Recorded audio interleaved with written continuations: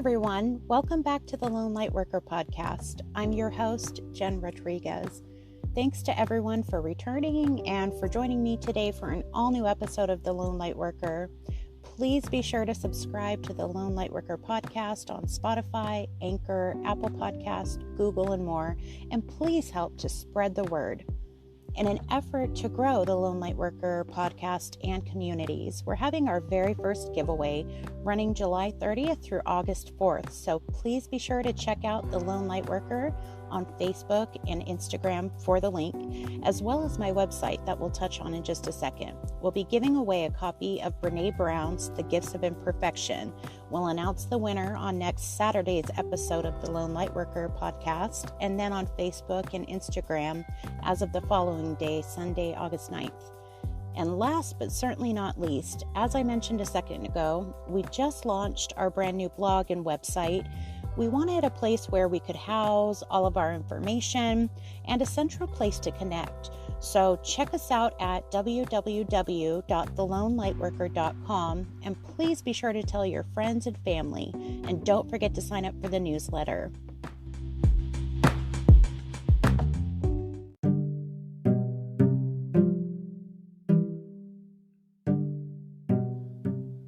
There you are again. Likely in the same place you've been, doing the same things you've been doing, hearing and seeing the same things day after day for roughly 135 days, 16 hours, 23 minutes, and 16 seconds.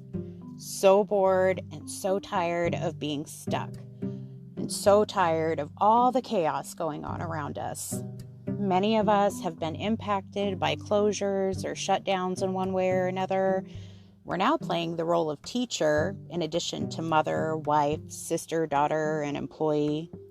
Every news channel seems to spew anger, violence, or sadness, and now many of us have a lot more time to take it all in, but often struggle with what to do with it and where to put it. I'd be lying if I said that it didn't get to me at times. There are so many strong feelings and emotions out there, and so many people wanting so badly to be heard and seen, doing whatever they can, sometimes resulting in more intense feelings and in some cases more conflict. We used to have certain hobbies or pastimes, but now with all the changes around us, we feel a little lost or maybe now just less interested. We're bored, we are tired, we're a little scared at times, and we're fed up.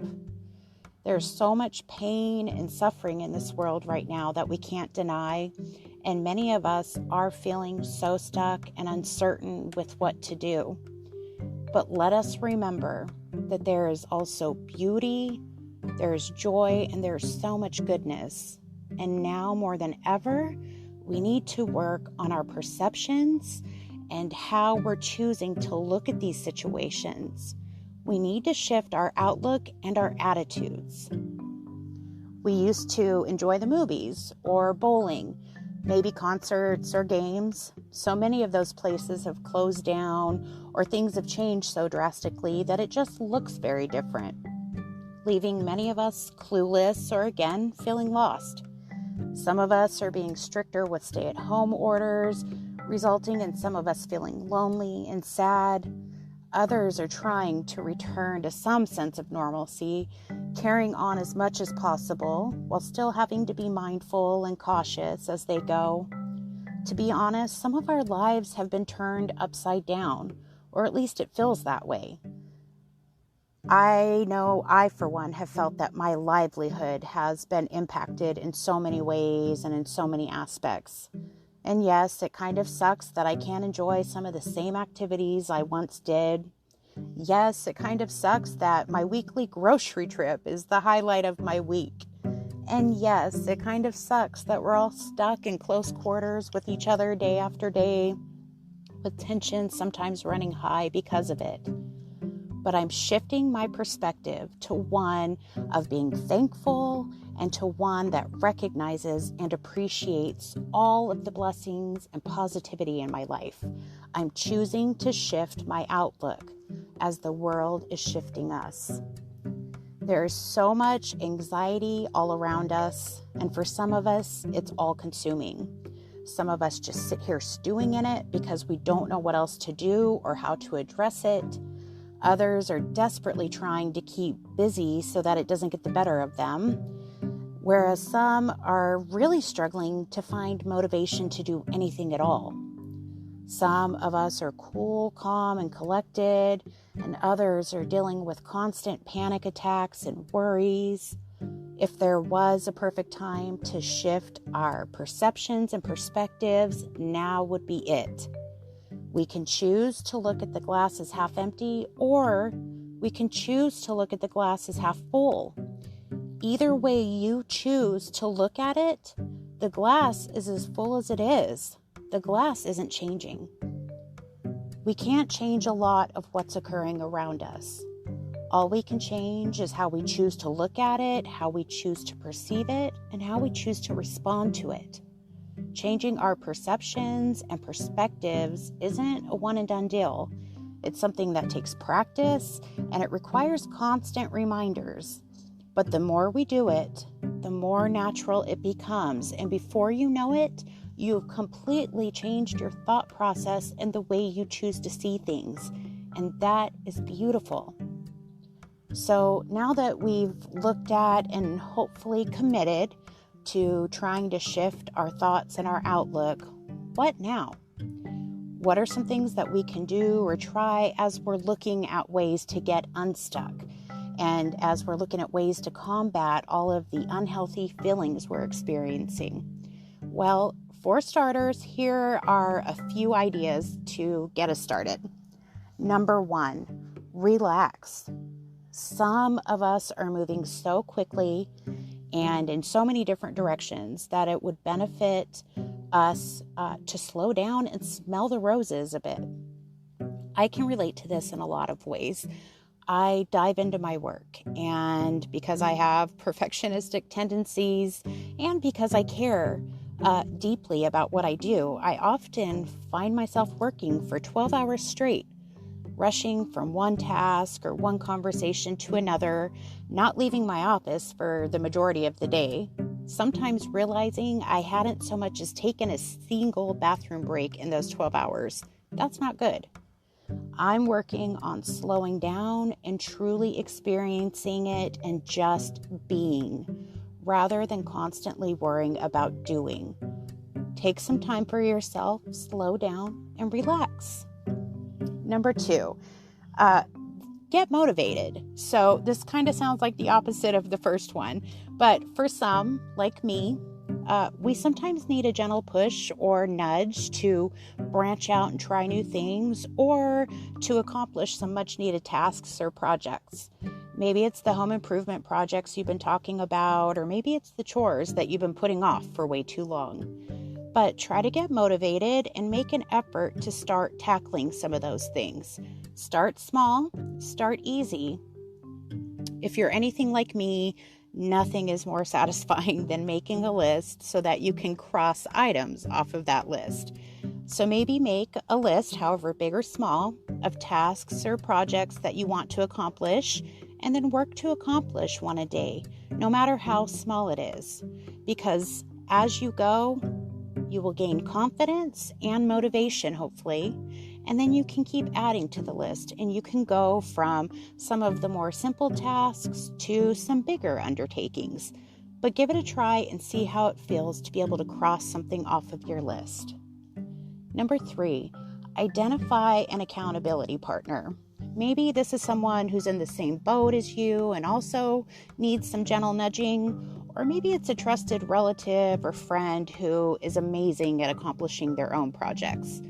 Identify a partner and then work together to determine how often you'll agree to check in with one another and in what way. Will it be a weekly phone call or a daily text? What should that nudge look like? We don't want to spark any family feuds over this, so make sure that it's something that works for both of you and something that will be easy to manage. And make sure you're not going to get defensive the minute your partner gives you that little nudge. From my personal experience, start smaller, and you can always adjust. I have a tendency to be so full of excitement that I overcommit, And then I struggle with maintaining at that rate. So maybe start simple and go from there. Number 4, speaking of another list, make a list of fun activities or projects to try. Spend your time thinking about some exciting or enjoyable ideas, such as a car-bound scavenger hunt with your family, or maybe a virtual party with your closest friends. Doing something that you've been dreaming about for a while now that you have time for it. I had been talking about doing a podcast for the past year, and I decided what better time to bring it to fruition. What ideas do you have? Now is the perfect time to go for it. Be bold, be daring, be brave, and try something new. 5, write or journal. Journaling is a great way to express yourself and to get your feelings, thoughts, and desires out on paper. You could journal about all of those things, as well as how you intend on moving past it, to ensure you're working through the emotions and not just marinating in them. Another great journaling experience could be a journal of gratitude, making a point to recognize and reflect each day on the blessings in your life. It's funny how the more we make a point to reflect on all of the things that are right or perfect in our lives, the more our mindset, attitudes, and outlooks also shift. We become more positive and grateful the more we practice it, so consider a gratitude journal. Number 6, use the resources available to you. Technology is a perfect example. Try scheduling some virtual social gatherings, maybe a virtual happy hour with your closest friends or family. FaceTime a friend, get creative and coordinate or plan some virtual games with your friends. I was watching a show recently called Celebrity Game Face, in which Kevin Hart and his wife, along with 3 other celebrity couples, compete in multiple fun and goofy challenges, but it was hilarious, and I'm determined to try this with some of my friends. Maybe you can too. Number 7, get active. Some of us didn't have the best exercise or physical health routines prior to the pandemic, and those who did have really been thrown off by the current state of affairs. But there are so many options despite the closing of gyms, and getting some exercise can do a lot, not only for your health, but for your mind as well. Try something new, whether it's your first time doing yoga in your living room, having a dance party in your kitchen, or whether it's setting up an obstacle course out in your backyard. Get creative and get moving. 8, establish a routine. Some people are really good at routines, maybe so good that they could actually stand to lighten up and relax a little. But some of us could really benefit from creating some type of routine, especially when our so-called normal has been out the door since March. Be sure to incorporate some fitness and health-related practices while you're at it. I feel like this is a big one for me. It often feels that there isn't a clear-cut transition from my workday to my personal life. I found myself sleeping in later and later, popping out of bed just in time to sign in for work, and then I'd stay in my office for 10 to 12 hours, realizing by the darkness that had overtaken my room that my workday, and really the day as a whole, was well over. I realized that I didn't like feeling so laxed in some ways, nor did I like the fact that I wasn't giving myself or my family the time and attention that we all deserve. I needed a little bit of structure. Set a schedule and then work to abide by it. 9, meditate. Meditation is amazing and beneficial in so many ways.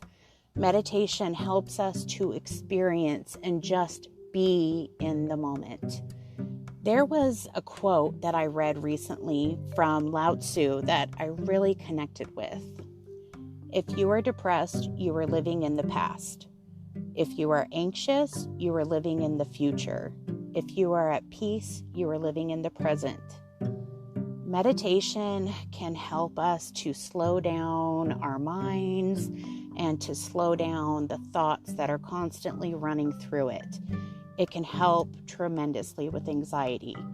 For those newer to meditation, or for those that just have really busy, active minds like myself, it can be frustrating when those thoughts just keep coming. But don't give up. Keep doing it day after day and know that it's completely normal and it's part of the process. You could also do a little bit of research to find tips and recommendations that you might find helpful. But be patient with yourself and know that even when it doesn't feel like you're making progress early on, you most likely are, and with each practice, you're getting closer to being more comfortable with meditation. Number 10, research something. I'm one who loves learning, especially when it comes to random or unusual topics. Make a list of topics that interest you and research them, and maybe even write something up that you can share with others. What better way to learn something new, whether it be knowledge that you didn't have before now or a new skill or trade? Research it and expand yourself. 11, identify something you can do to make a difference in someone's life. Maybe it's sending letters to a nursing home because they haven't had visitors in months, or it could be writing some thank you notes or notes of gratitude to loved ones in your life. It can be anything that would put a smile on another person's face, and it doesn't have to be huge. Each time I'm able to help someone or put a smile on someone's face, it fills my heart. It's funny how when we're helping others, we're also helping ourselves, often without realizing it. Number 12, consider professional help if and when needed. Sometimes we've done what we know to try, and yet we're still struggling. Know when to seek professional help and reach out if you can't get yourself unstuck. We go to the doctor regularly when we're sick or hurt in other ways, and getting help with our mental health should be no different. So don't be afraid to ask for help. We can't change a lot of things. We have very little control over so many things when you really stop to think about it. What we can change, however, is how we perceive, how we sense, how we feel, and how we respond. We can choose to look for the silver linings, or we can choose to be the victim. We can choose to branch out and try new things, or we can choose to stay stuck in the anxiety and the turmoil. We can choose to shine, or we can choose to stay in the darkness. I am choosing the light, love, positivity, and forward motion. What will you choose? With that, I thank you so much for listening today, and I look forward to meeting you back here next week for an all-new episode of The Lone Lightworker. Please be sure to subscribe, and please connect with us and invite others to connect with us. Until then, keep shining your light and keep spreading the love.